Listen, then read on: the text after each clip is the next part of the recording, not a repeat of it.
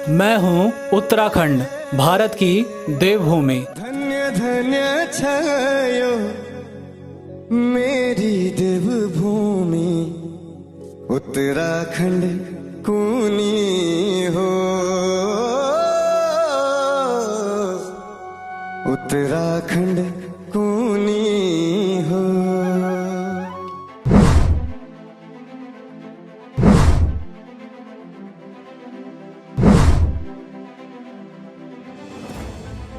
मुख्यमंत्री पुष्कर सिंह धामी ने उत्तराखंड राज्य स्थापना दिवस की 21वीं वर्षगांठ पर सरकार की उपलब्धियां गिनाई और विकास को लेकर सरकार का विजन प्रस्तुत किया। उन्होंने कहा है कि देवभूमि उत्तराखंड का विकास हमारी सर्वोच्च प्राथमिकता रही है और इसी को ध्यान में रखकर हमारी सरकार पिछले 4.5 सालों से लगातार कार्य कर रही है। उन्होंने कहा है कि मुख्य सेवक के रूप में मेरी पहली प्राथमिकता युवाओं की समस्याओं को दूर करने की रही है। वर्तमान में मजबूत इच्छाशक्ति वाली सरकार। सर्वप्रथम मैं आज राज्य निर्माण के सभी अमर शहीदों को व आंदोलनकारियों को श्रद्धापूर्वक नमन करता हूं। आज के दिन पुलिस के उन शहीद जवानों व अधिकारियों को भी नमन करता हूं जिन्होंने प्रदेश व समाज में शांति स्थापित करने के लिए अपना सर्वोच्च बलिदान दिया है। देवभूमि उत्तराखंड के मेरे समस्त भाइयों एवं बहनों, आप सभी को उत्तराखंड राज्य स्थापना दिवस की हार्दिक शुभकामनाएं एवं बधाई देता हूं। मैं आज सुंदर जो परेड की प्रस्तुति मेरे पुलिस के जवानों को अपनी ओर से जिन्होंने यहां पर दी है, उन सभी को ढेर सारी बधाइयां देता हूं। मुख्यमंत्री ने कहा है कि e cabinet, e office, CM dashboard, CM helpline 1905, सेवा का अधिकार और ट्रांसफर एक्ट की पारदर्शी व्यवस्था के चलते कार्य संस्कृति गुणात्मक सुधार हुआ है। हमारी सरकार मजबूत इच्छाशक्ति वाली सरकार है। कोरोना प्रभावित क्षेत्रों को 600 करोड़ से अधिक का पैकेज। उन्होंने कहा है कि विपरीत परिस्थितियों के बावजूद हमने कोविड से प्रभावित लोगों को जितना संभव हो सकता था राहत पहुंचाने की पूरी कोशिश की है। कोरोना महामारी से प्रभावित विभिन्न क्षेत्रों को 600 करोड़ रुपए से अधिक के पैकेज सरकार द्वारा दिए गए हैं। इसके साथ ही बच्चों को पर्यावरण के प्रति जागरूक करने के लिए माध्यमिक विद्यालयों में स्मार्ट इको क्लब की स्थापना की गई है। प्रदेश सरकार ने हर स्कूल में छात्राओं के लिए अलग शौचालय एवं स्वच्छ पेयजल उपलब्ध कराने की शुरुआत कर दी है।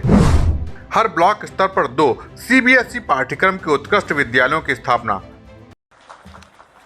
एक सैनिक परिवार में जन्म लेने के कारण से बचपन से ही मैं परेड के प्रति आकर्षित होता रहा हूं, क्योंकि जहां एक ओर परेड हमें अनुशासन का पाठ सिखाती है, वहीं दूसरी ओर सामूहिकता से कार्य करने की सीख भी देती है।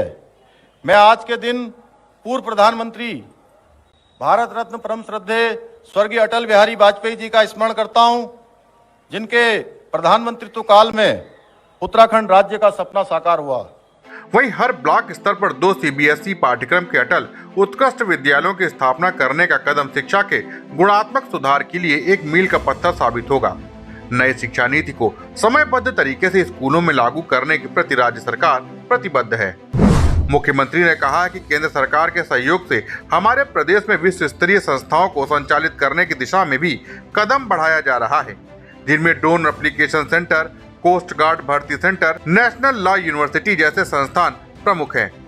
मुख्यमंत्री ने आपदा के समय हमेशा आगे रहकर लोगों की मदद करने के लिए उत्तराखंड पुलिस और एसडीआरएफ समेत सभी संबंधित विभागों की सराहना करते हुए उनका आभार जताया है।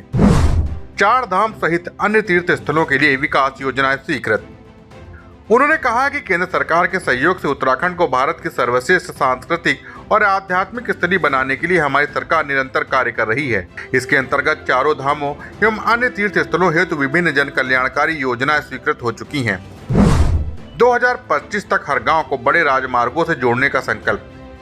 सरकार की योजना है कि 2025 तक हम प्रदेश के प्रत्येक गांव को लिंक मार्गों के माध्यम से राजमार्गों से जोड़ें, जिससे पहाड़ों को औद्योगिक विकास हेतु विकसित किया जा सके और पलायन की समस्या से मुक्ति दिलाकर पहाड़ की जवानी को पहाड़ के काम में लाया जा सके। मुख्यमंत्री ने कहा कि प्रधानमंत्री नरेंद्र मोदी के उत्तराखंड के प्रति विशेष लगाव और केंद्र सरकार के सहयोग से उत्तराखंड तेजी से विकास की ओर अग्रसर हो रहा है। इस मौके पर मुख्यमंत्री ने पूर्व प्रधानमंत्री भारत रत्न स्वर्गीय अटल बिहारी वाजपेयी का स्मरण करते हुए कहा कि उनके प्रधानमंत्रित्व काल में ही उत्तराखंड राज्य का सपना साकार हुआ। मुख्यमंत्री ने उत्तराखंड राज्य के सभी अमर शहीदों व आंदोलनकारियों को शहीद स्मारक पर पुष्प अर्पित कर श्रद्धांजलि दी। उन्होंने कहा कि सरकार राज्य आंदोलनकारियों और उनके परिवार के साथ सदैव खड़ी है और विभिन्न कल्याणकारी योजनाओं के माध्यम से उनके हितों का ध्यान रखा जा रहा है। इसके साथ ही मुख्यमंत्री ने पुलिस के उन शहीद जवानों व अधिकारियों के प्रति भी आदर भाव व्यक्त किया जिन्होंने प्रदेश एवं समाज में शांति स्थापित करने के लिए अपना सर्वोच्च बलिदान दिया। केंद्र सरकार ने भौगोलिक एवं सामरिक दृष्टि से अति महत्वपूर्ण 155 किलोमीटर की टनकपुर बागेश्वर रेल मार्ग के अंतिम सर्वे को भी मंजूरी दे दी है। इसके लिए भी बजट अवमुक्त कर दिया गया है। इसी प्रकार केंद्र सरकार के सहयोग से हम उत्तराखंड के दूरस्थ क्षेत्रों में विकास की धारा से जोड़ने में सफल हुए हैं।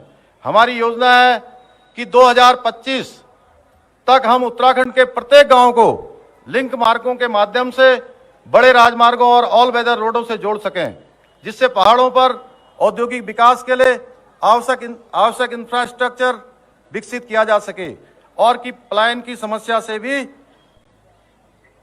उत्तराखंड को मुक्ति दिलाकर पहाड़ की जवानी और पहाड़ के काम में लाया जा सके। Bureau report, Dastak times.